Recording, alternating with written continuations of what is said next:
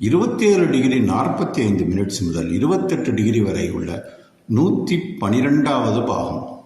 இது அதிசீதளாம்சம் எனப்படும். இதன் விளக்கம்: இது மிகவும் குளுமை நிறைந்த ஒரு அம்சமாகும். 28 டிகிரி முதல் 28 டிகிரி 15 மினிட்ஸ் வரை உள்ள 113வது பாகம். இது அதி ஆதபாம்சம் எனப்படும். இதன் விளக்கம்: ஆதப என்றால் வெப்பமான என்றும், அதி ஆதப என்றால் மிகவும் வெப்பமான என்றும் பொருத்தமாகும். 28 டிகிரி 15 மினிட்ஸ் முதல் 28 டிகிரி 30 மினிட்ஸ் வரை உள்ள 114வது பாகம்.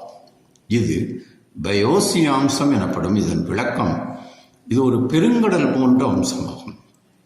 28 டிகிரி 30 மினிட்ஸ் முதல் 28 டிகிரி 45 மினிட்ஸ் வரை உள்ள 115வது பாகம்.